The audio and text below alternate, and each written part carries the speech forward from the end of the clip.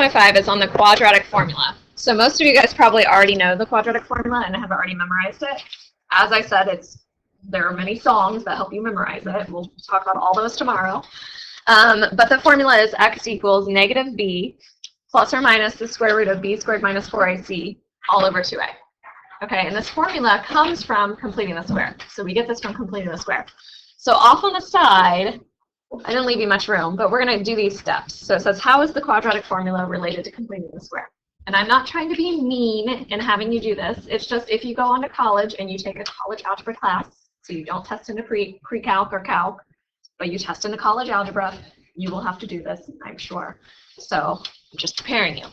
So how is the quadratic formula related to completing the square? So we're going to start out with ax squared plus bx plus c equals 0. Okay, and we're going to complete the square on that. So we're going to pretend that a, b, and c are just numbers. And we're going to do the same steps that we did in the last section. So step 1, we want to get all the numbers on the other side. So anything that doesn't have an x over there. So I'm going to have ax squared plus bx equals negative c. The next step is we needed a 1x squared in order to complete the square. So we divide everything through by a. So we end up with x squared plus b over a x equals negative c over a. Okay, so this is the point where we take the number that's in front of the x term, we divide it by 2, and we square it. So have it and square it. So I'm going to take my b over a. I'm going to divide by 2, and I'm going to square it.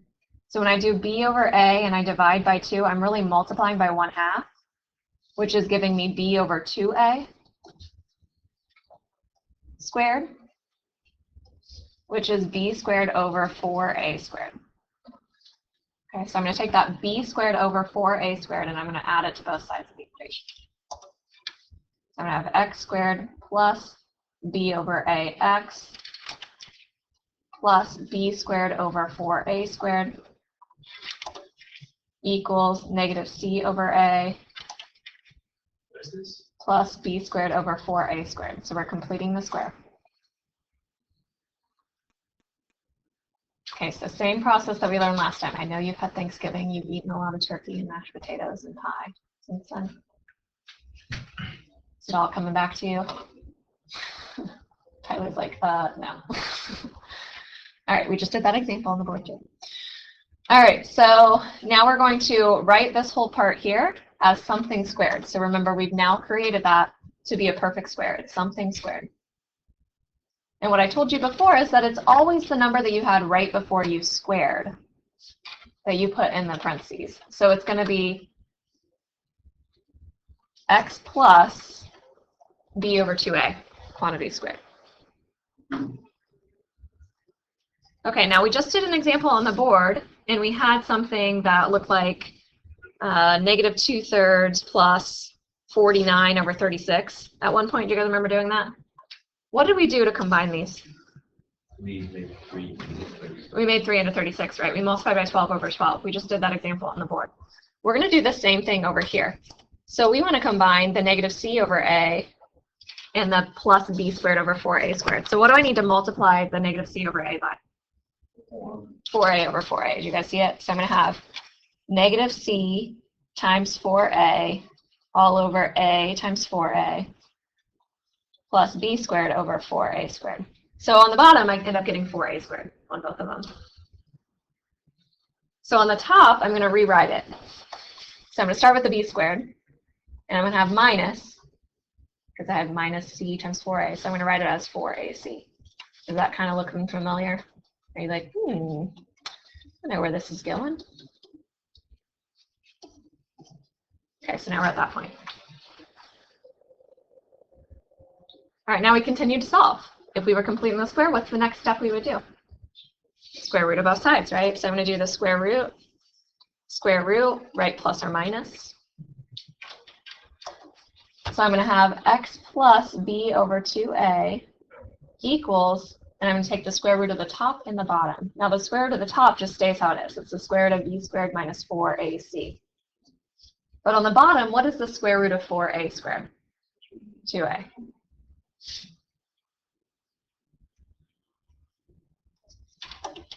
So we're almost there. So we're going to subtract the b over 2a over. So I'm going to have x equals negative b over 2a plus or minus the square root of b squared minus 4ac all over 2a. It's 2 there. And then the final step, we want it to look like this, right? What do I need to do? You're going to see how you combine the denominators? Yeah. Yeah, you just combine them. So you're going to have negative b plus or minus the square root of b squared minus 4ac all over 2a. And that gets it. Okay, that is how they got the quadratic formula. They got it from completing the square. Now, you guys saw on your homework, I didn't give you very many problems on complete the square, did I? But those last two, number 9 and 10, were hard. They had a lot of fractions, didn't they? Okay, we don't want to have to complete the square all the time. Completing the square can be a pain in the butt if you have a lot of fractions. It's much easier to do the quadratic formula. Okay, so this is why we learn quadratic formula. Sometimes complete the square is the quickest way, but sometimes it's not. Okay, so this first one, so it says solve 0 equals 8x squared minus 22x plus 15. Okay, it's in our form that we need. It's in ax squared plus bx plus c equals 0. So in this case, a is 8, b is negative 22, and c is 15.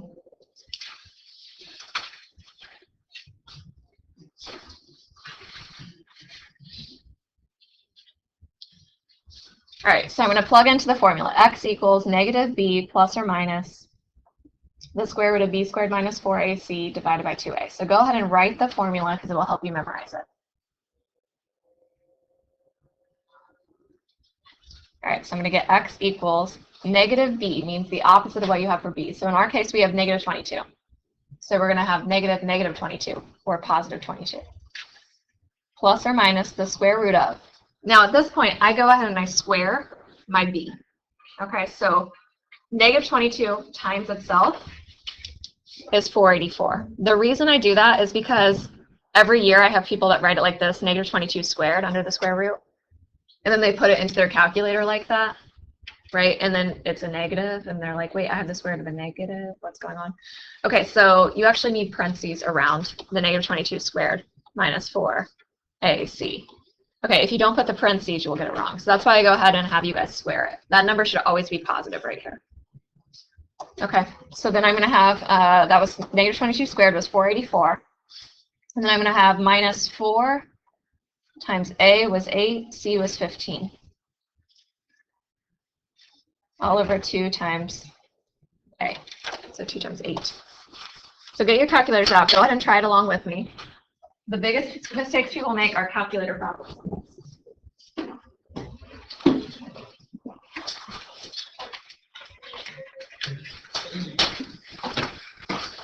Okay, so if you do the 484 minus 4 times 8 times 15, you get plus or minus the square root of 4 all over 2, which means that x is equal to 22 plus or minus 2 over 2. Oh, 16, dang it. Was that Alex? I said. All right, Alex gets a point. Alex. All right, so if I have 22 plus or minus 2 all over 16, I have 2 answers. So the first one I'm going to use the plus 2. So again, this is something that's very easy if people mess up, but people mess up on their calculator because here's what they put in. 22 plus 2 divided by 16. Right, your calculator does the order of operations. It's going to do the 2 divided by 16 first to do that. So you should really do parentheses, 22 plus 2 over 16. I would avoid all that and just say, in my head, 22 plus 2 is 24, and then divide by 16. It's really not that hard. Or I would not use a calculator at all, right? So I get, the first one is 24 over 16, which reduces by 8. So you get 3 over 2. And the second one, 22 minus 2, is 20 over 16, which reduces by 4. So you get 5 over 4. So those are your 2 answers, 3 over 2 and 5 over 4. Now, just like completing the square, if you get a nice answer in the end, so you don't have any square roots and you don't have any i's, that means you could have factored originally. So are you like, man, I wish I'd just factored. It's a lot easier. Aren't you glad you're factoring pros now? You all know how to do it. All right, number 2. So it says find the zeros of f of x equals 2x squared minus 16x plus 27. When you see find the zeros, that does not mean plug in 0 for x. What it means is 0 goes in for f of x. It's y equals 0. Zeros are x-intercepts, so you plug in 0 for y. So I have 0 equals 2x squared minus 16x plus 27. So again, identify a, b, and c. So a is 2, b is negative 16, c is 27. Don't forget the signs. So we have x equals negative b plus or minus the square root of b squared minus 4ac all over 2a. So we get negative 16, so positive 16, plus or minus the square root of, so once again, I tell you to go ahead and square the b. So negative 16 times itself gives you positive 256, minus 4 times 2 times 27, all over 2 times 2.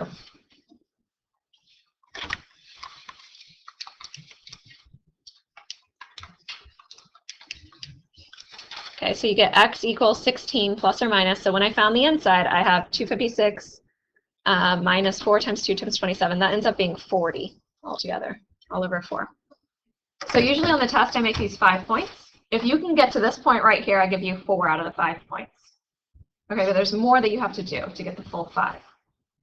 Okay, you have to simplify that square root of 40. Okay, so square root of 40, remember, breaks down into square root of 4 times square root of 10. So what's it going to be? So I have 16 plus or minus 2 root 10 all over 4. And then we're still not done simplifying. One more step. So think about if I had, don't write this, but what if I had 2 minus 4x divided by 6? We really wouldn't leave it that way. Do you guys see like 2, 4, and 6 are all divisible by 2? So what we would really do is we would pull out a 2. So we'd have 2 times 1 minus 2x divided by 6. And then we would reduce down the 2 and the 6 to give me 1 minus 2x over 3. Do you guys kind of understand that concept? We're going to do the same thing here, but I'm going to write it a little bit funny. Okay. Some people I work with tutoring draw like little heart things around here. That's terrible heart, but you get the idea. So you have a little heart there. You have the 16, you have the 2, and the 4. What do they all have in common? A 2 in common. So you're going to divide each of those by 2. So don't forget, don't just cancel out the 16 and 4 and reduce that out and not do the 2 as well. You need to do all 3 at once. So if you divide by 2, you're going to get 8 plus or minus 1 root 10. So I'm just going to write root 10 all over 4 divided by 2 is 2. That's your answer. Another thing you could do is when you get to that 16 plus or minus 2 root 10 over 4, you could break it apart into like 2 separate fractions, like both of them over 4, and then reduce. So 16 over 4 is 4, plus or minus 2 and 4 reduced down to 1/2, so it's square root of 10 over 2.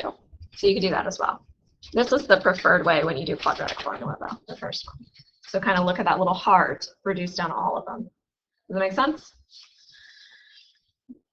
All right, let's try number 3. So it says find the zeros of g of x equals x squared minus 8x plus 10 using the quadratic formula. So when it says find the zeros, you're plugging in 0 for the y value. So you're going to have a is equal to 1, b is equal to negative 8, c is equal to 10. So again, quadratic formula, negative b plus or minus the square root of b squared minus 4ac all over 2a. So I have negative 8 is positive 8, plus or minus the square root of negative 8 squared is 64, minus 4 times 1 times 10, all over 2 times 1. So I get x equals 8 plus or minus, I have 64 minus 40, so it's going to be the square root of 24, all over 2. So if you had this on the test so far, you would have 4 out of the 5 points probably. Okay? So we still have to simplify that square root. So square root of 24 breaks into square root of 4 and square root of 6. So it's going to be 8 plus or minus square root of 4 is 2, so 2 root 6 all over 2. And then do the little heart thing. So you're going to have to reduce the 8, the 2, and the 2. So they're all divisible by 2, so you're going to get 4 plus or minus 1 root 6, so I'm just going to write root 6 all over 1. So 4 plus or minus root 6. If you had brought the 2 into both pieces, it would be 8 over 2 plus or minus 2 root 6 all over 2. And then you could reduce down that way, right? 4, like that. It's the same idea. All right, next up. So I have negative 4x squared equals 3x plus 1. We're going to solve using the quadratic formula. You make your choices. You can subtract the 3x and subtract the 1 over, so everything's on the left side. Or you can put everything on the right side. Now, personally, if you put everything over here, so if I wrote like, don't write this, but if I had this, A is negative 4, B is negative 3, C is negative 1, that's a lot of negatives to deal with the quadratic formula. So I would prefer to add the 4x squared over. So that way A, B, and C are all positive. So A is 4, B is 3, C is 1. It's okay if like a couple, like one of them is negative, but once you get 3 of them negative, it's easier to do the other way. All right, so x equals, so I'm not going to write it down, I'm just going to go ahead and put the numbers in. So negative b, so negative 3, plus or minus the square root of b squared, so 3 squared is 9, minus 4 times a is 1, times c is 1, all over 2 times 4. Negative 3 plus or minus 9 minus 16. In my 3 classes earlier today, I always had someone that like gasped and was like, oh no. Right, no one did it in this class. You guys are okay with negatives under square roots? Or I'm just going so fast you couldn't keep up. So we have negative 3 plus or minus the square root of negative 7 all over 8.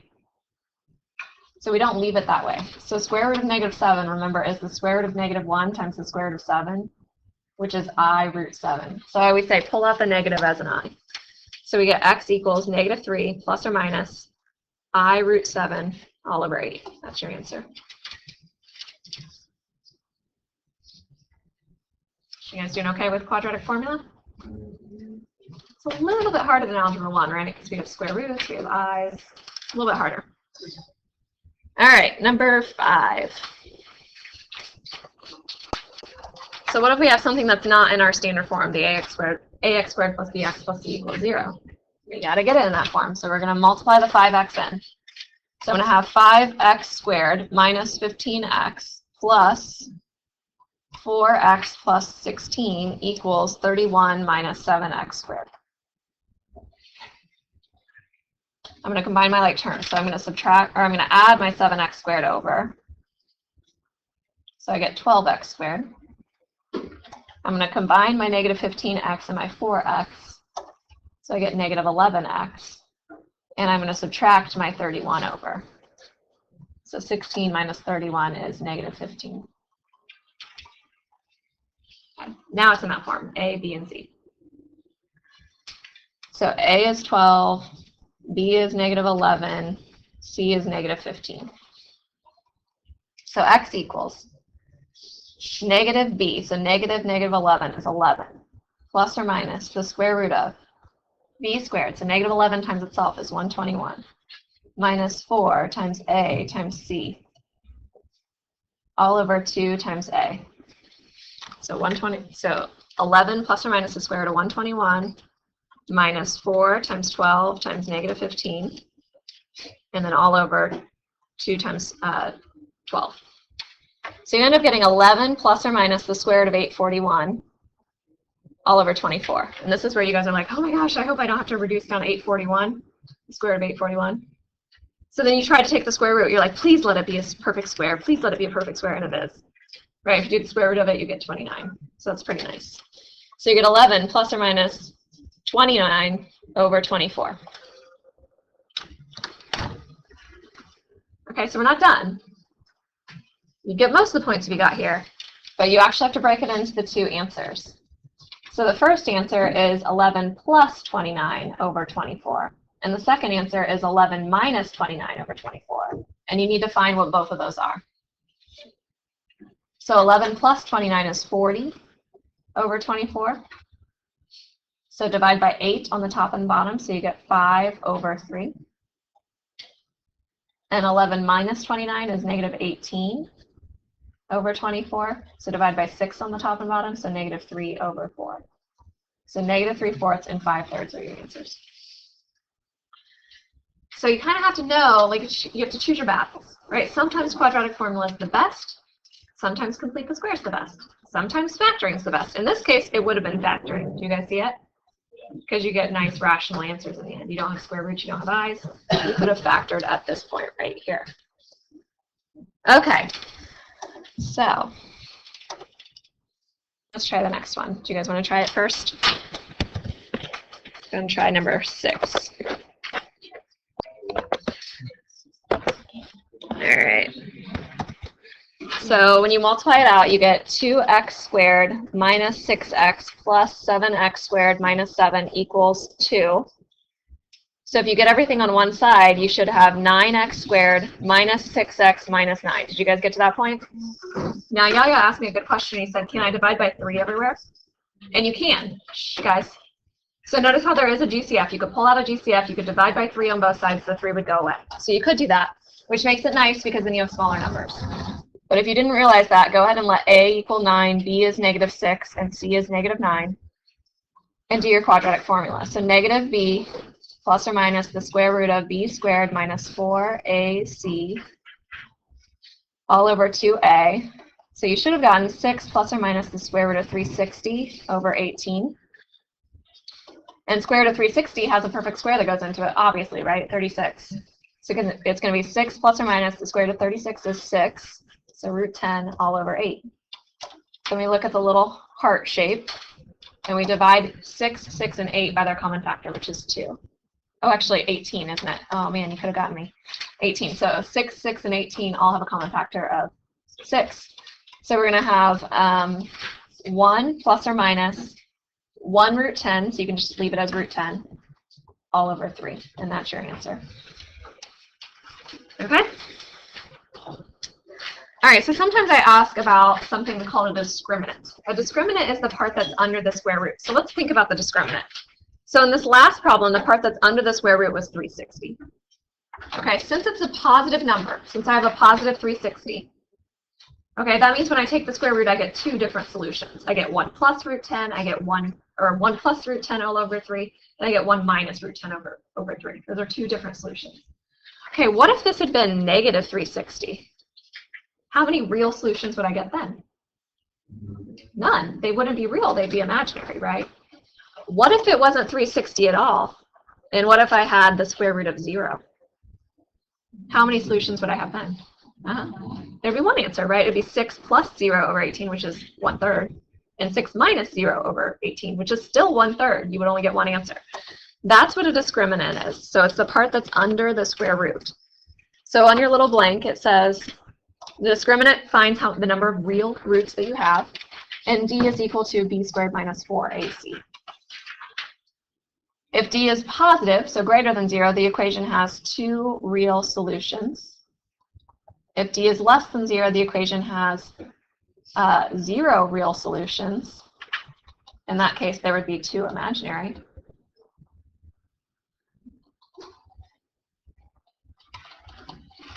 And if D is equal to 0, the equation has 1 real solution. So I'm going to ask you on your test, find the discriminant. And some of you guys are going to have no idea what a discriminant is on the test. So make sure you know this word. So discriminant is D equals B squared minus 4AC. So in this case, I would first need to rewrite. I would need to write it as x squared minus 12x plus 36 equals 0. So I need to subtract the 12x over. So my b is negative 12. So I'm going to have negative 12 squared minus 4 times 1 times 36. So I end up getting d equals 144 minus 4 times 36 is also 144. So I get 0. So 144 minus 144. It's kind of hard to see. Equals 0. So in this case, d equals 0. So when you get d is equal to 0, that means if you had done the whole long equation, you would have the square root of 0 over 2 times a, right? That's only going to be one answer. It's going to be whatever negative b divided by 2a is. So it's one solution. Or, yes, or one solution. One real solution. So one real solution. All right, B. Same idea. I want my discriminant, so I'm going to do b squared minus 4ac. So I'm going to have negative 10 squared minus 4 times 3 times 10. So I get 100 minus 120. 100 minus 120 is negative 20. So when I get negative 20, how many real solutions do I have? 0. There's no real solutions, right? So no real solutions. Or you could write 0 real solutions. And the last one, I get them all on one side. X squared minus 12x plus 30 equals 0. So D equals b squared minus 4ac. So I get negative 12 squared minus 4 times 1 times 30. So I have 144 minus 120. I get 24. How many real solutions would there be then? 2 real solutions. Now, some Algebra 2 textbooks and some Algebra 2 teachers go a step further. So just kind of be aware that you might see questions like this. It might say something like, describe the type of solutions that you have. Now think about that. If I have like something like this, right? If I take the square root of 36, it comes out evenly, right? Yeah, it's 6. So I have negative 5 plus or minus 6 over 4. I'm going to end up getting 2 fractions for answers. Those are called rational numbers. But what if I didn't have the square root of 36 and instead I had the square root of 30? Okay, that's going to be an irrational answer. Do you guys understand what I'm saying? Like there's going to be a square root that's still in it. So we talked about the Venn diagram at the beginning of Algebra 2. Real numbers break into rational and irrational and so on. Like I could ask you more things about those zeros. I could say, are they, so yes, there's 2 real zeros, but are they rational or irrational? Like on part C, would those be rational or irrational zeros? They wouldn't be whole numbers. If I have the square root of 24 in my answer, is that going to reduce out so the square root goes away? No, it's going to be irrational. I'm still going to have a square root. Do you guys understand what I'm saying? So you could go even further. All right, so like I mentioned, you are going to have story problems. You're big kids. You can do story problems, I promise. You're fine. So it says, Rebecca throws a shot put at a track meet. The height y of the shot put in feet t seconds after it's thrown is modeled by negative 16t squared plus 24.6t plus 6.5. My negative got, it's like over here on the end. So you can put it there in the middle. Okay, so y I just said was the height. Okay, so here's Rebecca.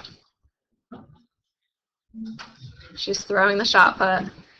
It's coming and hitting the ground. It makes a parabola, even though mine's struggling a little bit. So it's the ground. Okay. So we want to find when it hits the ground. So for the ground, that means that y is equal to 0. Y is our height. If it's on the ground, your height is 0.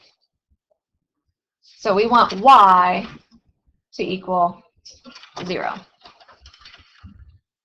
So it's a quadratic equation. We can use the quadratic formula to solve it. It's in the form ax squared plus bx plus c. We just don't have any x's, right? They're just t's, which I know you guys love drawing math.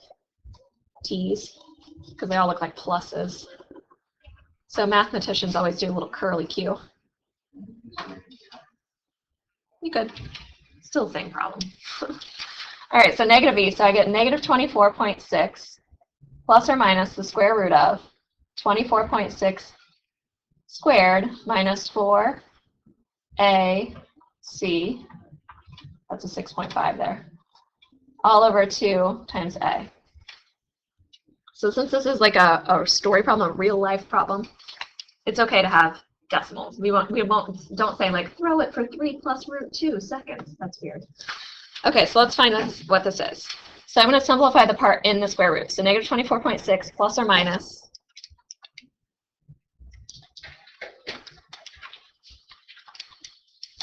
the square root of 1021.16 all over negative 32.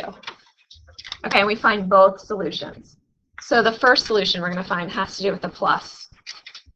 So if I plug in the plus, make sure you do negative 24.6 plus the square root of 1021.16. Hit enter, and then divide by negative 32. People make a lot of mistakes with this.